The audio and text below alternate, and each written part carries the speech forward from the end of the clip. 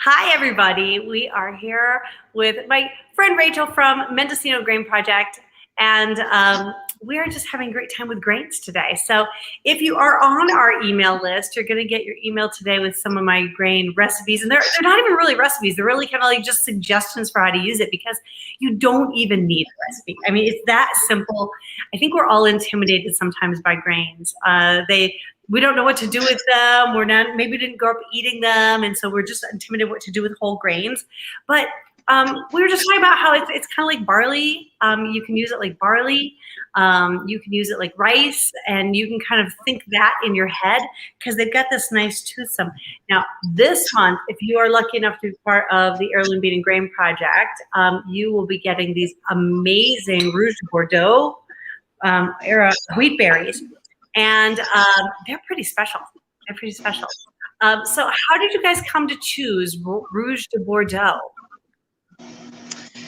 Yeah, well, we try to grow, there's white wheats that traditionally are used more in pastry, but a lot of people know Sonora, which is an example of white wheat, and acts a lot like barley in cooking. And there's red wheats that tend to have a heartier flavor and a different protein structure that makes them great for bread baking. And so we want to have a diversity of grains available. And so we look for both white wheats and hard red wheats, which Rouge de Bordeaux is a hard red wheat. And so we had a few different varieties, but this was a new one for us because we're always trying to diversify the varieties that we're growing. From a farming perspective, that helps us with resilience. Maybe some variety is susceptible to drought or a disease and another variety isn't.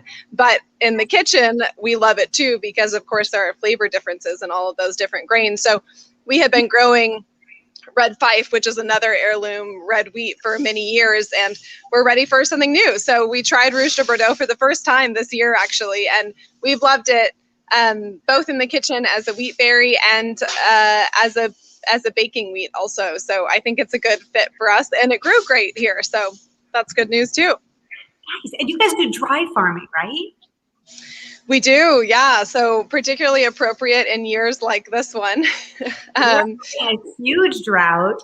As a matter of fact, if you aren't on the bean club, you better go to the wait list, because if I had to halt everything, I'm a little concerned about how much beans I'm going to be able to get for next year, because we're having such a massive drought and beans take a lot of water.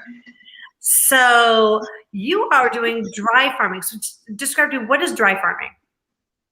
Yeah, so dry farming means that we don't use irrigation. So we rely on the seasonal patterns of rain to water our crops. And part of the reason we can do that is because we're choosing crops that have drought tolerance and don't require a lot of water. So wheat falls into that category in general, but also we're trying to choose wheat varieties like Rouge de Bordeaux that have done well for us in drought years. So basically we plant either in the fall or early spring before the last of the rains. So we're in Northern California in Mendocino County. And so our rains tend to taper off in March. And so we want to get our planting in before that so that the natural rains will water it.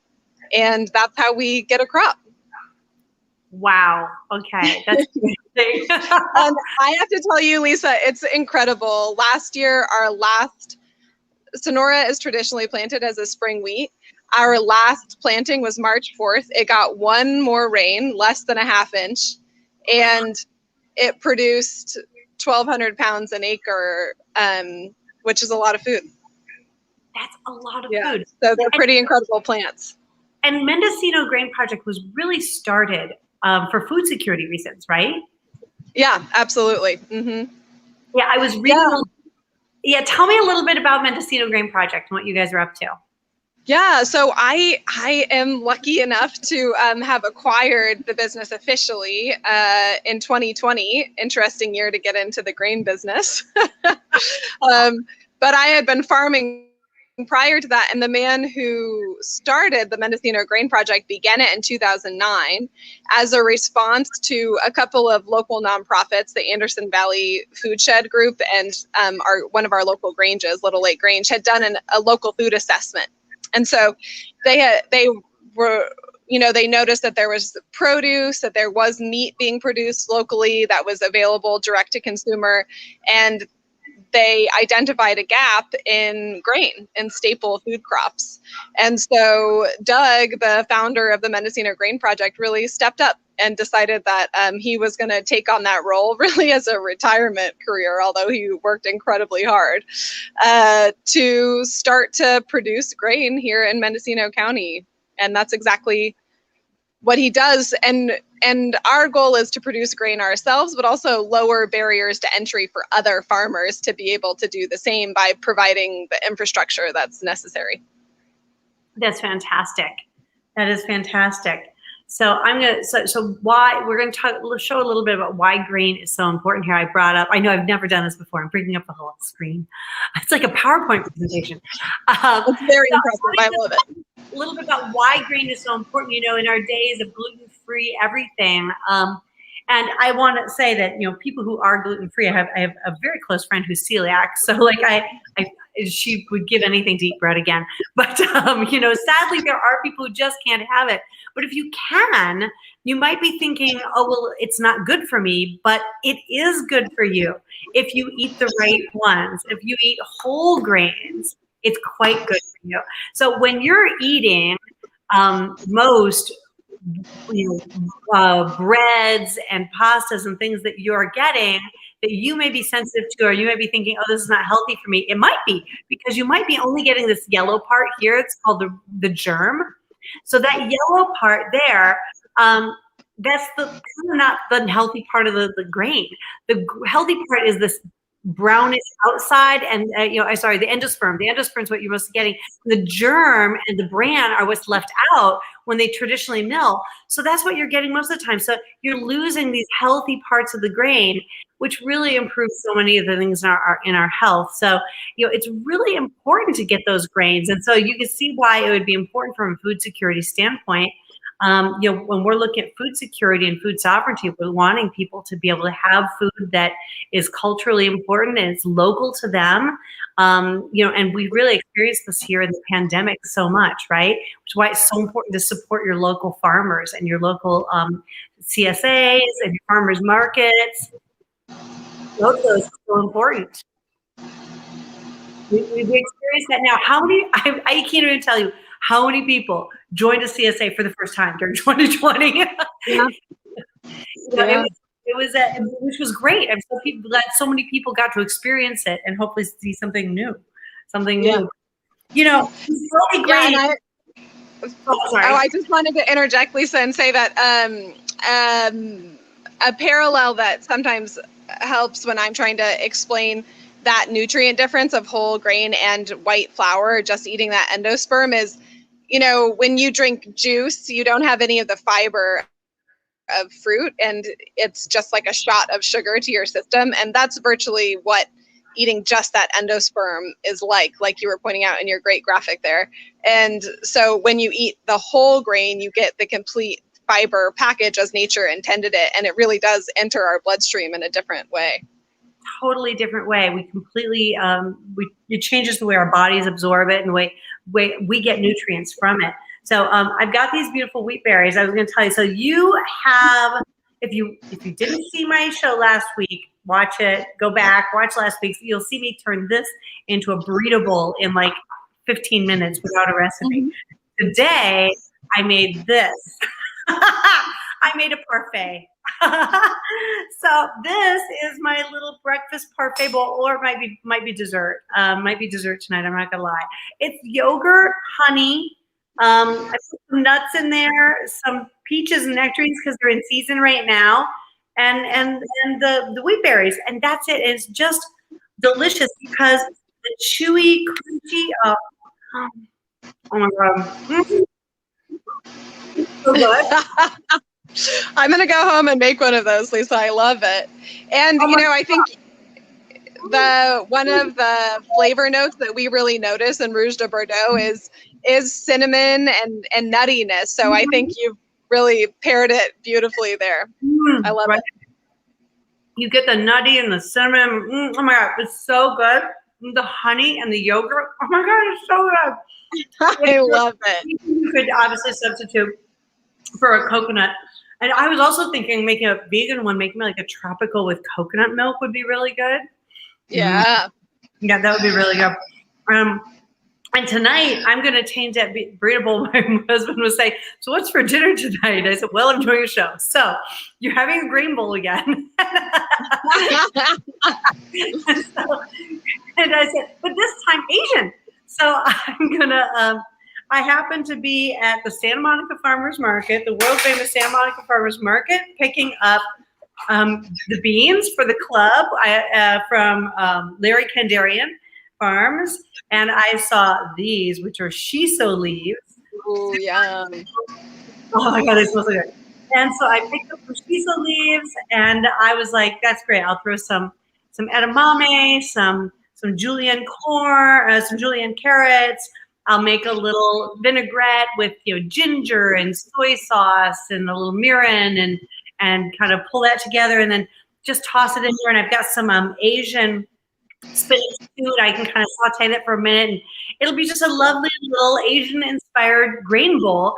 So instead of rice, we're having a whole grain with it, which will be really kind of a fun twist on the grain bowl. But it's so easy. Like, you can just do anything. Everything from breakfast to dessert you can do with your whole grains. And, I was just telling her, so I cooked these in the pressure cooker because I'm lazy and because I have a pressure cooker. And when you have a pressure cooker, you don't do anything else because it's so amazing. So I cooked these for about 30 minutes. And what I noticed is that the perfect ratio seems to be about 1.75 to 1 ratio of water to grain. So 1 cup of grain, 1.75 cup of water. The other grains behave a little bit differently. So Sonora wheat, for example, I noticed that's more of a 2-to-1 ratio, and it needs to cook just a tiny bit less. The Rouge de Bordeaux is more like 30, and the Sonora wheat is more like 20. So you're kind of, it does vary a little bit grain to grain, but for the most part, you throw them in there, and then you can freeze them, which is fantastic. You take them right out of the frozen and throw them right into your salad and let them thaw in the salad. Kind of like I do edamame sometimes. I've got the edamame frozen in there in their bags, and I just pull those out, put the salad, put my salad aside for 30 minutes, and then dress it after they thawed a little bit because they don't take long. They're tiny. They're not going to take long to thaw. So you just thaw them right in the salad. Or if you saute them, throw them into frozen, saute them right up. You're going to be fine. They're going to be great. So it's so easy. There's no excuse. Cook your grains today. So besides Rouge de Bordeaux, what other grains are you guys doing? Yeah, so we grow also Sonora, and we grow an heirloom rye variety called Seashore Black Rye. It was a rye that was brought in the early 1700s to Florida, and pretty unique growing conditions for grain. But my favorite thing about that grain is that its color has like a subtle rainbow to it when you see all the grains of the rye together, and so incredibly flavorful. So most of the grains we grow are on the Slow Food Arc of Taste, which is a project of Slow Food International. And what they do is try to find heirloom varieties that are culturally relevant and regionally culturally relevant, and have exceptional flavor, and kind of archive and protect those varieties. And so we're really happy to be a part of that project by continuing the availability of those grains. So Seashore Black Rye is also in that category, just like Sonora. Yeah, and I would definitely, I'm looking forward to trying some of the black rye. So we'll have to get that in the club here too, eventually. Because that's so good. Oh my gosh, so amazing. And so it's funny. We also obviously participate in the Arc of Taste. We have an Arc of Taste box, which We're now going to be sending out our summer box. It is going to be the second to the last box. We're wrapping it up this fall. So that's going to be our last one. But we will continue to, of course, support the Ark of Taste, and we continue to have ingredients for the Ark of Taste. So you're going to be able to continue to get Ark of Taste ingredients. You can actually go on our site and search Ark of Taste. And, there's a little menu of Ark of Taste, and you can look at all the things, the many, many things in our shop that are Ark of Taste ingredients. So it's a really fun thing. You find some really cool foods that you didn't really realize existed in the Ark of Taste, which is a fun project. It's a really cool thing that Slow Food does, I think. And supporting biodiversity is so, so important. I even put, on our website, if you look at our mission, we talk a little bit about biodiversity and why we support biodiversity in the Ark of Taste, because it's supporting our entire ecosystem. If we don't have biodiversity, we are going to be in trouble as a species, and our food system is going to be in trouble. And we've seen a little bit of that, right? Like we've seen a lot of problems. You look at some of the things that have happened when you have a big monoculture crop and it has a problem with a pest or a disease that can just run rampant. If you're biodiverse, you don't have that problem. So it's important that we save these things because it's saving us and saving the planet. Yeah, and I think close to home right now, Lisa, is drought tolerance. We had 20 acres of rye planted in 4 different varieties, and 3 of them were a crop failure this year because of the drought, and 1 of them hung in there. Of course, their biological systems, there's always many reasons for why that happened, but I think that planning our agricultural products around the reality of our ecological situation is really important and an important aspect of biodiversity. 100%. Which I was going to mention also that this last year we did a small, just half-acre trial. This year we have 3 acres of lentils, in which we also are dry farming. So hopefully those can be a part of your bean box someday. That would be fantastic. So tell me, for those of us who are not farmers, so at an acre of lentils, how many pounds of lentils will you get? Yeah, lentils are a new crop for me. So I don't have, and of course, dry farming, one impact of dry farming is that our yield per area tends to be lower, but our resource input of water is also lower. And so that's just kind of a trade-off of the system. So I don't know what we'll end up getting, but I'm hoping for somewhere between 600 and 1,000 pounds an acre. Nice. Okay. Very good. Very good.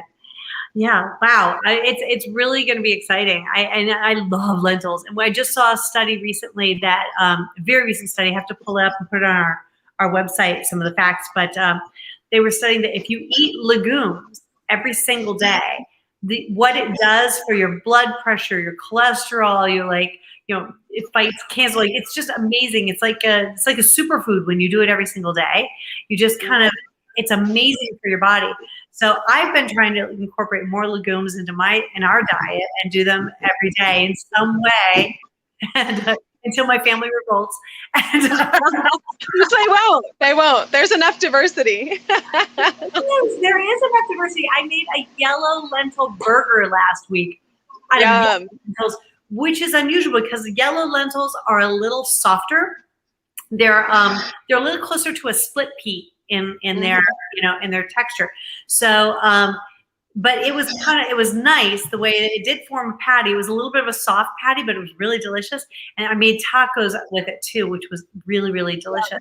Lentils are such an amazing, they're like a palette for anything you want to do with them. And they're super healthy and amazing.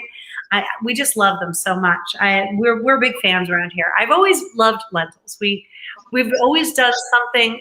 Jamie Oliver had a recipe a gazillion years ago that has been a staple in our house. Like, I don't know what to cook as a side, and I don't have any time. We make herby lentils. Oh, yum. You're talking Jamie's talk. It's just, you take a bunch of herbs, whatever you got, usually basil, and you cook your lentils, and you fold in the basil leaves and and drip some olive oil on it, salt and pepper, and you're done. That's it. Love it. I love it. And it's so delicious because, you know, the warmth of the lentils warms up the herbs, and you just get it. And it's my, like, I have no idea. I've got to put something on the table, you know, this, and here we go. So it's perfect. And we'll just eat that with, like, you know, maybe some bread, you know, it's so hearty. It's lovely. Yeah. I love that. Yeah, there's a cookbook author you probably know who I love. Her name's Deborah Madison, and she wrote she has a great cookbook. She has more recent ones, but she has a great cookbook called Local Flavors. That's all like cooking across America's farmers markets. And she has, I think it's in that cookbook, but she has a recipe that's lentils cooked down with tomatoes, which I also then throw whole grains in. And but what made me think of it is that then she crisps mint in butter as a topping. And there's something about that combination. It is so dreamy. Lentils and herb. Oh, I'll have to look up her cookbook. I'll have to add it to my vast collection of cookbooks. Yeah. You won't believe I have my cookbook collection. Well, I'm going to put, if you're on our email list, you'll get the directions on this. But really is just layering herbs. You're laying your grain, your berries, or your fruit, whatever it is. I had peaches, your yogurt, little drizzle of honey, more of the same, little drizzle of honey. And I did just because I had some. I put some little edible flowers on top because it was pretty. But you don't have to. Well, this has been it's been so much fun having you on. And I'm hoping that everybody will just get into that grain club. And you will have to get some of your grains for people who don't join the club, but join the club so we can get this going. Yeah, join the club. What we're hoping to do with the club is support more local farmers. So also, if you're a farmer or you know a farmer, please contact us. We are looking for farmers who are growing beans, who would like to sell their beans, who would like to be part of the club, because everybody who's part of the club, you're supporting farmers, small farmers, growing beans, growing heirloom beans, you're supporting biodiversity, and you're getting a really cool, healthy diet. So there you go. Lisa, you're such an amazing supporter. I love what you do, and I love the recipes you come up with. Thank you so much for including us, and sharing some time with me. It was great. This has been so much fun. Have a great week, everybody, and we'll see you soon. All right, bye-bye.